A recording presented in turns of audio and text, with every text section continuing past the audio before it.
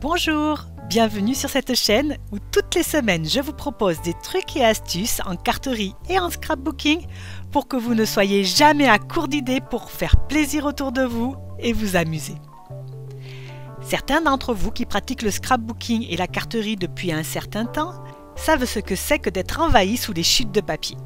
Le papier, c'est la base de notre loisir préféré et beaucoup sont comme moi. On garde précieusement tous les petits morceaux de papier découpés en pensant qu'un aussi joli papier va forcément nous servir encore dans l'avenir.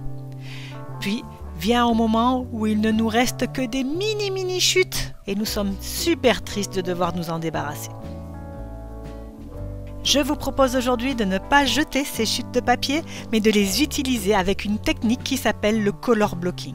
En scrapbooking, le color blocking, c'est la version papier du patchwork pour le tissu. Et dans cette vidéo, je vous montre pas moins de 3 façons différentes d'utiliser cette technique. En plus d'utiliser nos chutes, cette méthode est super amusante et les résultats sont à tomber. Les chutes de papier dont je vous parle, les voici. Voici ce qui me reste du papier auberge de campagne que j'ai vraiment beaucoup aimé. J'ai fait plusieurs ateliers avec dans l'association de mon village et du coup il m'en reste très peu. Mais vous allez voir qu'avec ce très peu, on peut faire beaucoup. Nous allons donc faire 3 cartes avec ce papier, mais comme l'envie me démangeait d'utiliser un papier du nouveau catalogue, je vais également vous montrer ce que donne chaque carte avec le papier Prairie hivernale qui est un papier qui se trouve dans le mini catalogue de septembre à décembre 2023. Je l'aime aussi beaucoup ce papier. Les tonalités, les couleurs sont complètement différentes du précédent et comme ça me permettra de vous montrer des cartes faites avec exactement la même technique, des papiers différents et vous montrer ce que ça donne. Avec ces 2 sets de papier, j'ai utilisé le set de tampons Lisière merveilleuse, un set de tampons sur le thème de l'hiver avec des branchages, des vœux qui sont magnifiques et le set de die qui lui est assorti qui est aussi superbe. Et pour les étiquettes, donc j'ai utilisé le poinçon qui s'appelle Plein d'élégance et qui est dans le catalogue annuel 2023-2024. Et on va commencer notre première carte de color blocking pour utiliser notre chute de papier. Pour cela, bien sûr, j'utilise une base de carte. C'est une demi-page A4 pliée en 2. Et je vais prendre mes chutes de papier et je vais en faire des petits carrés de 3 par 3 cm. Ces petits carrés de chutes de papier de 3 par 3 cm, je vais les coller sur un rectangle de papier de 10 par 13 cm. Je peux aussi les coller directement sur ma base de carte, mais je préfère quand il y a un petit papier en dessous qui mate bien mon color blocking et qui le met en évidence. Alors découper des petits carrés dans le papier imprimé, c'est vraiment pas compliqué. Moi j'utilise un massicot, vous pouvez utiliser vos ciseaux, vous pouvez utiliser un cutter, faites vraiment comme ça vous plaît le mieux. J'ai choisi des morceaux de papier, des petits carrés de 3 par 3 cm parce que c'est des tout petits morceaux qui peuvent vraiment être coupés dans n'importe quelle chute de papier. Vous pouvez faire aussi un petit peu plus grand, un petit peu plus petit, c'est vous qui voyez. J'ai également fait des petits carrés avec du papier uni et ces petits carrés avec du papier uni, je vais les embosser avec le classeur d'embossage Maison de Campagne. Il est très joli ce classeur d'embossage et ça amène un petit peu de relief à notre projet, c'est un petit plus qui est vraiment sympa. Et ensuite, il va nous rester à coller nos petits morceaux de papier les uns à côté des autres en respectant une petite bordure de 1 ou 2 mm entre chaque. Vous avez vu comme c'est facile? Et pour que le résultat soit parfait, je vous donne une petite astuce. Mettez d'abord la ligne du haut. Vous la centrez, vous avez toujours en utilisant de la colle liquide un petit moment où vous pouvez replacer vos morceaux. Et ensuite, vous faites la première colonne verticale sur la gauche. C'est pareil, vous allez avoir un petit moment où vous allez pouvoir vous réajuster. Et ensuite, il suffira de remplir et de suivre les petits morceaux de papier que vous avez déjà collés.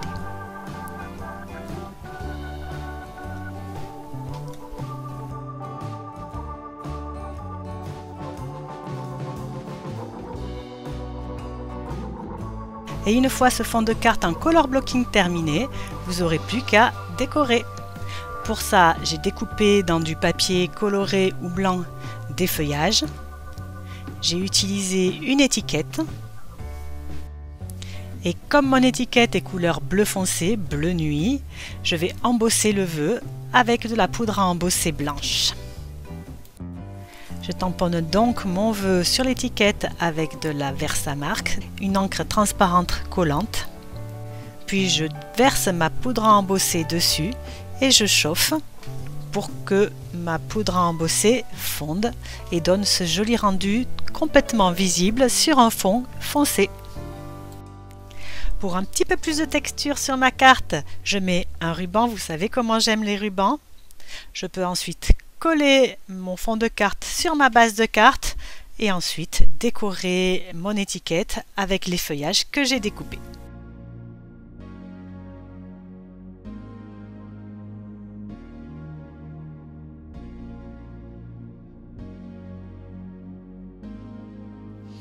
Bien sûr, je colle l'étiquette avec de la mousse 3D pour la mettre un petit peu en relief. Et je termine en mettant des jolies perles toutes brillantes. Vous savez comment j'aime ces petits bijoux tout brillants. Ceux-là sont assortis à la collection Prairie hivernale. Et ma foi, elles me plaisent plutôt pas mal. Là voilà notre première carte. Maintenant, vous savez les bases du color blocking. Vous savez comment faire une carte simple avec cette méthode. Je vous montre ce que ça donne avec l'autre papier imprimé que j'ai utilisé, celui de la collection Prairie hivernale. Comme vous pouvez le voir, à la place d'embosser les petits carrés, j'ai utilisé les papiers spécialités qui sont vendus avec la collection. Ça donne vraiment un rendu qui est pas mal du tout. À la fin de la vidéo, n'hésitez pas à me dire laquelle de ces collections vous avez préférée, celle qu'on fait ensemble avec la collection bleu et blanche auberge de campagne ou celle avec la collection Prairie hivernale. Et maintenant que vous savez ce qu'est la méthode du color blocking, on va en faire deux variantes, deux cartes différentes. La première variante va consister à utiliser un die étiquette à la place des petits carrés de papier. Donc cette fois-ci, pour changer un petit peu, pour varier les plaisirs, je vais faire une carte de forme allongée. C'est une base de carte qui mesure 18 par 18 cm qui est pliée en deux. J'ai ensuite découpé plein d'étiquettes dans le papier imprimé. Et je vais coller ces étiquettes sur une base blanche qui fait un demi-centimètre de moins que la base, c'est-à-dire 8,5 sur 17,5 cm. Ces étiquettes, j'ai décidé de les mettre en biais. J'ai pas choisi la facilité. Vous pouvez tout à fait les aligner parallèlement à votre bordure. Il n'y a aucun problème à ça. Vous allez voir dans mon deuxième modèle fait avec la collection Prairie hivernale, je l'ai aligné. Une fois mes étiquettes collées, je retourne mon projet et je coupe tout ce qui dépasse. Je me sers de tout ce que j'ai coupé pour remplir les petits trous que j'ai partout sur mon fond de carte. Une fois que ma colle est bien sèche, je recommence, je retourne mon projet et je coupe. Voilà ce que l'on obtient. Je peux maintenant passer à la décoration. Cette fois, j'ai utilisé une étiquette mise dans le sens de la hauteur pour mettre un vœu et j'ai utilisé le vœu « Les moments en famille réchauffent les cœurs ». Ça, c'est bien vrai.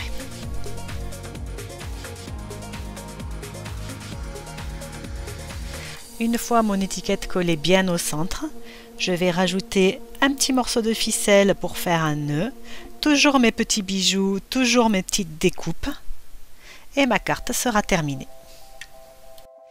Les cartes en hauteur, je vous avoue, c'est pas celle que je fais le plus fréquemment, mais franchement, ça a de la gueule, c'est pas mal. J'aime bien. Donc voici notre carte avec la collection bleue et blanche. Et je vous montre sa petite sœur que j'ai effectuée avec la collection Prairie hivernale.